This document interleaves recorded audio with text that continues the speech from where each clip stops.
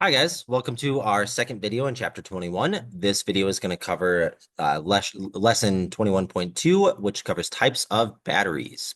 So we've got a list of objectives over here, but to simplify, we really want to be able to identify different types of batteries. Okay, so let's start with the simplest type of battery that you're probably familiar with. This is called a dry cell battery, and you can see it's an electrochemical cell in which the electrolyte, meaning the charge carrier, is a moist paste. Let me do some erasing before I go too far. But it's a moist paste instead of a liquid. So these batteries are really mobile. They don't have the biggest charges, right? Usually the highest voltage you'll see is 9, but mostly we're less than that.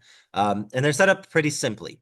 Now, in these three diagrams you can see in front of us here, I actually am trying to show us what these batteries look like if we were to cut them in half. This is a D battery that is cut in half. You can also imagine an A, double A, triple A. They're all the same on the inside here. So and just the amounts of different chemicals are what change the size of the battery, basically. So if we look inside, we've got pretty simple stuff here. We've got a zinc anode, right? So that anode is going to be the electron source.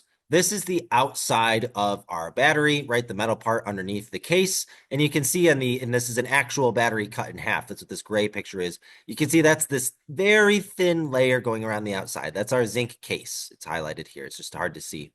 So that's the anode, the electron producing aspect of the battery.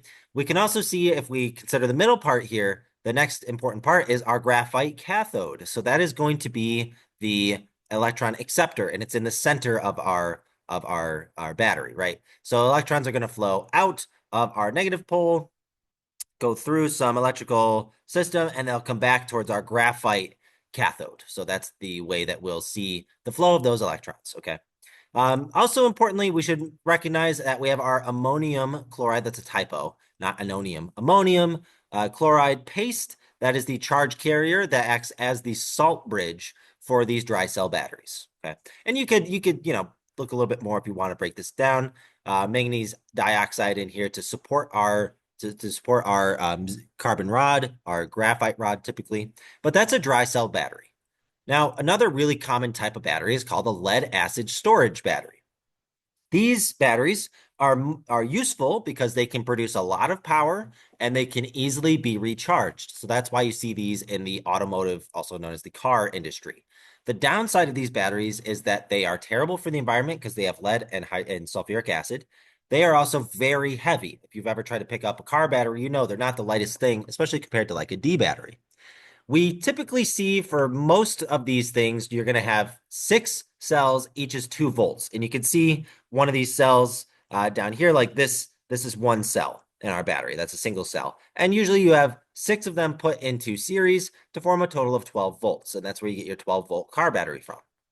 Now, this circuit diagram is pretty simple to try to show you what this battery would look like on a more conceptual level to hopefully simplify. You can see that our electrons are going to flow from our anode to our cathode, right? So they're going to go from our lead 4 oxide, if I could find my highlighter, that would be handy.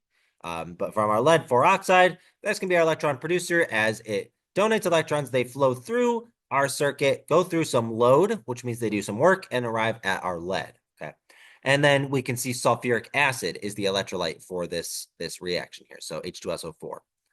So that's a lead acid battery. Again, decently strong battery. It is able to be recharged, and we can put them together to form we can form a lot of voltage, but typically we form a 12-volt battery out of this. So those two are your most common types of batteries. And I do want, before we go on, I want to talk about this idea of a primary cell battery versus a secondary cell battery, okay?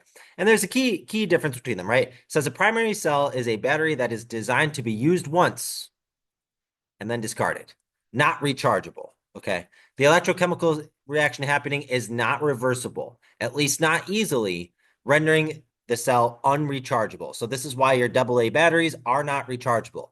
They have to be taken, broken all the way down, harvested, and then reset from the beginning to recycle them. That's different than our secondary cells. It is a type of battery which can be recharged. So that's your lead acid battery among other types of batteries. And these can be recharged many times.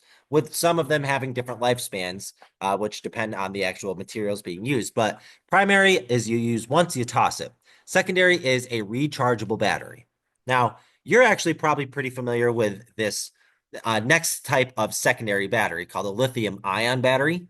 This is the type of battery that's in your laptop, your Chromebook, your phone, if you have a smartwatch, any of these really high capacity but small size batteries, right? It says lithium ion battery has a higher storage capacity with less mass. And the key is that it has less mass. So imagine if we had to put a car battery in our pocket to use our cell phones, probably wouldn't be very useful. But a little coin battery or a little small block that's a lithium battery, that is very useful, very light, and that's very much able to be fit into our pocket for convenience.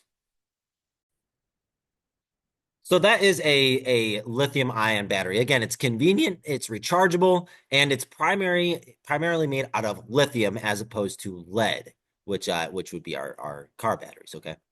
Another concept to talk about here is a fuel cell. A fuel cell is instead of using some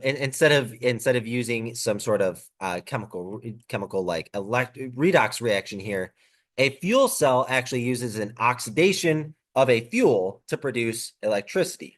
So this is literally like burning something to produce electricity. I mean, oxidation, another word for that is fire. Okay. So the typical fuel cell, which we're aiming for and we want to produce, is a hydrogen oxygen fuel cell where we combine oxygen with hydrogen and they combine to produce water. And since water is so stable, as they produce that water, they release quite a bit of energy as they form that very stable compound. These are very sustainable because we take in hydrogen and oxygen and we release water. So none of those are harmful for the environment within reason. So this is kind of what we're aiming for in terms of one of the things we're aiming for in terms of producing sustainable batteries and like um, sustainable batteries and environmentally friendly methods of energy production. This is one of them. The problem is it is extremely difficult to produce hydrogen. And right now, we do not have an energy efficient way to produce enough hydrogen to use in fuel cells at an industrial level. And scientists are working on that. That was actually something that I was working on in my research program, was how to split water and form hydrogen and oxygen gas. We were not successful. Okay, a couple other things to talk about before we go too far here. Corrosion is a word you may have heard before. It actually has a specific definition. It is the loss of metal resulting from the oxidation reduction reaction of the metal with substances in the environment. And so you can see this on batteries, and you can see this is an example of a car battery here where we see some corrosion at the cathode, it looks like. And then we can also see that on some old dry cell batteries. Here's some AA batteries. And you can see that it is that like crusty stuff that forms on the anode or the cathode of the batteries. That is corrosion. This also happens out in the environment, right? Corrosion, another idea of corrosion is rusting for iron. So these are all the same chemical process, just depending on what's going on inside of the battery to decide what the actual corrosion process is. But again, it's the loss of that metal from redox reactions. Okay. Now, I also wanted to show you guys galvanization, which is a process, right? We call voltaic cells. They're also called galvanic cells.